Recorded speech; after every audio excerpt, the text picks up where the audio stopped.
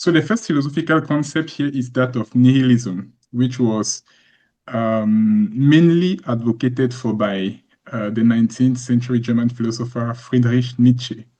He's someone that I I read a lot of his works, and Nietzsche is really one of the greatest German philosophers. And if you are curious in getting to understand other aspects of his philosophy, I greatly recommend.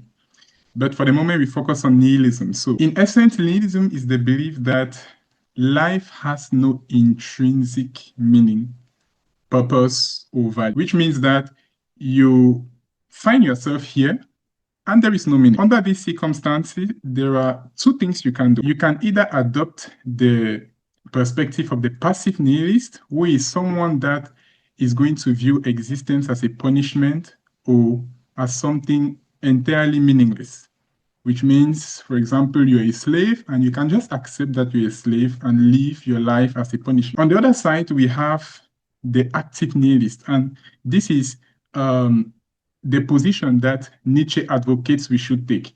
It is that of a person that is going to try to create his own meaning, which means you are plunged into this neutral life. There is no meaning, and you tell yourself, I'm going to create my own meaning. And these are really the two, if you want, perspectives that one can adopt as far as nihilism is concerned. Either you live your life passively or you live it actively. And clearly, Nietzsche here tells us, try to live your life by defining your own values, your own meaning, your own objectives. And that is the active nihilist perception. So the next one is that of Stoicism. Probably, I guess many people may have heard of this one, and it's a concept that was forwarded by ancient Greek and Roman philosopher. Here we have some of the main actors. We have Seneca, Marcus Aurelius, the emperor, and Epictetus. Stoicism is a really powerful concept, and sometimes when people decide to follow this principle, they can be viewed as cold or as non-human. And you get to understand why. The concept of Stoicism is that you should only focus on things that you can control and just accept what you cannot. Because let's be honest, in this life, you don't decide upon everything that happens. There are things that are under your control. For example, if I pick this pen up, that's something I can control. Now, I cannot control, for example, the fact that tomorrow is going to rain or not. That's clearly not something I can control. So the idea here then is just focus on what you cannot control and leave what you can't. So a person here has to live with emotional resilience, accept the unpredictable chaos of the world without being mentally destroyed by it. And this is important, which means accepting what you cannot does not mean that you get to develop any affection in any way whatsoever. You have to remain neutral in front of events. And an example I decided to take here is one that has to do with the environment in which we grew up, our beloved continent, Africa. In many of our countries, we know there are political instabilities. That's clearly not something we call for. So if we have to apply the concept of Stoicism, or better still, a Stoic person in one of these environments, the person just has to accept that I didn't call for this. I didn't even decide to be born in this environment. I just have to accept it, stay calm, and try to live my life, based on this reality. Now, we can push Stoicism to really the extremes. For example, suppose that as you are seated here, you hear, for example, that a car has knocked someone down, maybe on the street beside your house. A Stoic response in this case would imply that you stay calm, you don't feel pity for that person, or that you start feeling bad. No, you stay neutral, calm, you accept that the event has happened. By the way, you're not the one that caused that event, okay? You couldn't control it, so you stay calm, you accept the event, and then you try to see what you can do. Can I bring assistance to the person? Can I call the emergency? Can I call the police? Can I bring some first aid? Is the person already dead? So that's how you have to reason without ever developing any emotion or having any affection for the person. Just stay neutral. And that's the Stoic response. And this is a principle that can be very strong when applied correctly. Well, to be honest with you, I don't even know. I'm not here telling you to adopt one philosophical principle or the other. Just understand it and try to see if it's something that you can apply to your life. I have to admit that it's very difficult to be completely stoic because, as you can see, it might imply that you maybe develop some non-human behavior. I don't know. But in any case, I don't judge. That's what Stoicism is all about. So the next one is that of determinism. Now, here we are moving a bit towards, the principles that scientists themselves implement in their day-to-day activities.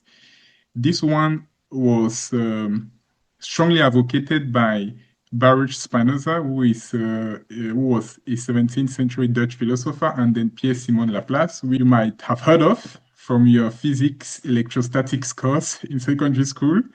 He was a French mathematician, physicist, and philosopher. Now, just as the name sounds, determinism. Determinism, so you might tell yourself it has to do with something that can be predicted. And that's what it's all about, which means that every single event, every action has to be caused by, something, which means that there must be a set of unaltered chain of causes. And if I can control these causes, I can know exactly what would happen in the future, which means that if you knew, for example, all the laws of nature and all the conditions of the universe, then everything that would happen could be predicted with exactitude. Now, taking the case of your life, if you suppose that you are the product of maybe the environment in which you grew up, your DNA, which means you are the product of your ancestors and the lineage actually that you follow. So if we know those elements, maybe in some sense, we can predict who you will become. What is particularly embarrassing with the concept of determinism is that it might imply that free will does not exist. Because if I tell you that your life is just like a movie that you're playing, because there are causes at the origin of it, and that everything can be predicted, it means in reality that you might not be deciding upon anything, even when you think you're doing so. So that's the concept of determinism. Now, the next one is kind of a complement to determinism, and that's the concept of rationalism, which was mainly advocated by René Descartes, a 17th century French mathematician and philosopher. You might all have heard the famous statement, "I think, therefore I am." That is a statement that was forwarded by Descartes. So what is rationalism all about? Rationalism is the belief that knowledge has to come from reason and thought rather than empirical evidence. And the main reason that Descartes advances here is that your senses can deceive you, which means that if you want to understand the world around you, you should not trust your senses, be it sight, taste, smell. No, those ones can deceive you and they can be biased. I will take an example. Maybe for some of you, I don't know if you recall, one day Blizo came to class when we were in lower C, and he presented us something. And there are some people that were seeing, I think, rabbits. There were others that were seeing a horse. So it was an image, and people were seeing different things. So you see, that's an example of a situation where rationalism intervenes, because you realize that person A might tell you, "I'm seeing a rabbit." Person B tells you, "I'm seeing a horse." Who is right? You see already that there is a conflict. So with rationalism, this conflict is broken, because I'm not going to trust what I see, what I smell, what I hear, etc. I'm just going to trust logic and mathematical reasoning. Logic and mathematical reasoning constitute the truth for someone that is rational. So using this, of course, you can build systematic and logical frameworks to understand your life or any reality. Moving to the next concept, which is an opposition to rationalism, that's empiricism. And the main person that supported this concept was John Locke, a 17th century English philosopher. Now, you might have got it. Empiricism is just a contradiction to rationalism. Here, your knowledge doesn't have to come from logic and maybe mathematical reasoning. Your knowledge has to come primarily from your sensory experience, which means you have to carry out experiments, and we know that for a scientist, you cannot carry out experiments without making use of your five senses. So an empiricist would argue that human beings possess no innate ideas. What I know is based upon what I can see, what I can hear, what I can feel, the interaction with my environment.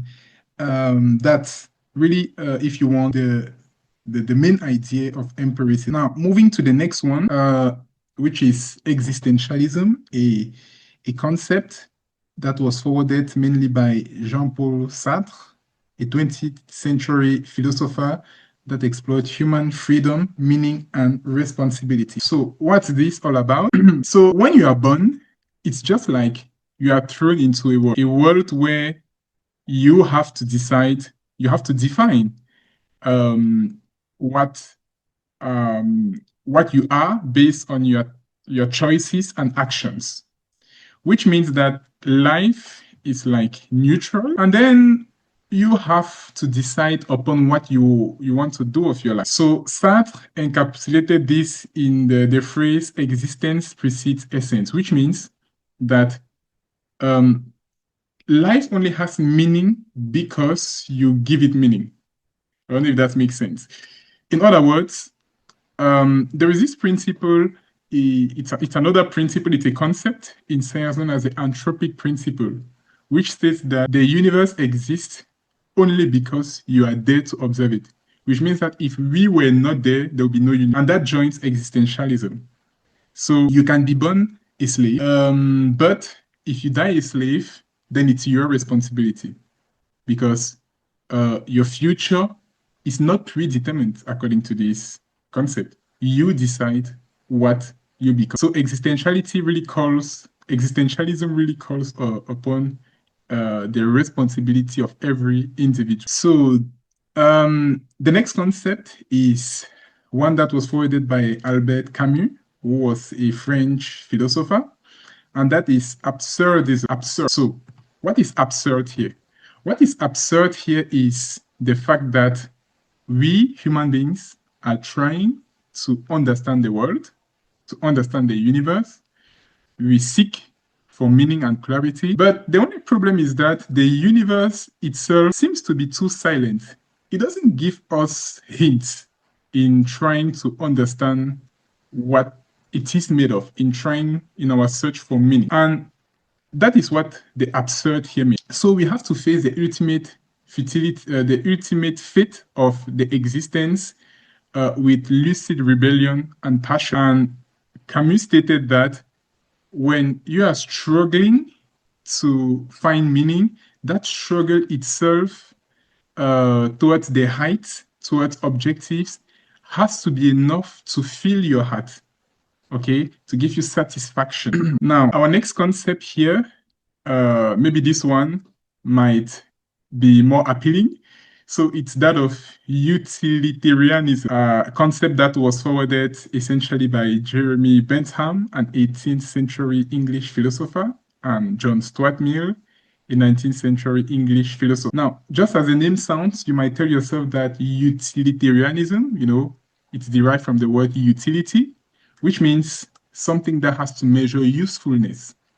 In other words, it's a moral philosophy that declares that the best action that one can take is that which produces the greatest happiness or utility to the greatest number of people. And this, as you get it, really has to do with morality. So when you want to initiate a project, for example, you ask yourself, okay, what's going to be the utility factor. What's going to be the usefulness?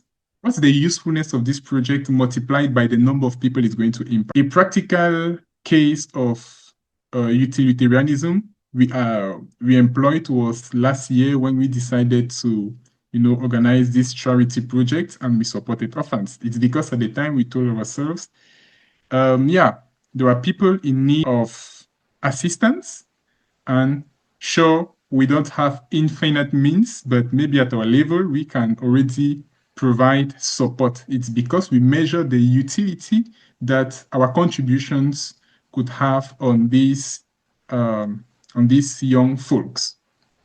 And that's what utilitarianism is all about. Moving forward, we have the last principle, which is that of eternal recurrence, forwarded again by Friedrich Nietzsche, our famous 19th century German philosopher. So you really excuse me for always coming back to Nietzsche. It's just that he's someone that I appreciate a lot, and I really enjoy, his there is someone joining us. So I really enjoyed the mindset of the guy, and really how his view about the world. So eternal recurrence, be ready because this one is going to be a tough one. Okay. So imagine that your life could repeat exactly the same way forever. Would you accept it? If you can answer this question yes, then it means that probably you found your way, probably your life was a good one. If the answer is no, then it means that it means your life was meaningless. I don't know if that statement is clear. In other words, live your life in such a way that you could repeat it infinitely. Now, usually we hear people, according to this principle of eternal recurrence, what we can hear many people saying usually is that their life is really not one that they love, because we can hear people holding phrases like, "Oh, if only I could repeat this life, I would decide just to be born in another country or in another continent, or maybe just have another job or have another situation." The meaning of this is that you were simply not just your life was not fulfilling to you. Okay? Because if you can't accept the responsibility of repeating it, it means that there is something that you could have changed. So the best optimization, the best trick you have to bring to your life is to make it as like a perfect film. I can play it over and over and I will always be satisfied of the result. So having explored these 10 principles, how does this connect then to our life? If you want, the key question that you should try to ask yourself here is, what kind of life do you consciously choose to live? And here I assume that free will exists. Okay, because if we are unconscious, then it means free will does not exist. But pushing things even further, if you assume that life has no inherent meaning, then you have to create meaning through your action. On the other side, okay, if you assume that your choices are influenced by circumstances, then you still have to decide how you respond to those circumstances. In other words, no matter how you view life, whether as being something that you can control or not, you still have a responsibility. You still have the responsibility of your life, because there is always something you can decide upon. And that's really where I wanted to take you guys to, the reflections that I want you guys to have at the end of this meeting. To sum up, philosophy invites us to think critically. It's very important, to question assumptions and to accept uncertainty, because life is a game of uncertainty. And to close this meeting, I will leave you with these citations to reflect on, which states that the mystery of life is not a problem to solve, but it's a reality to experience.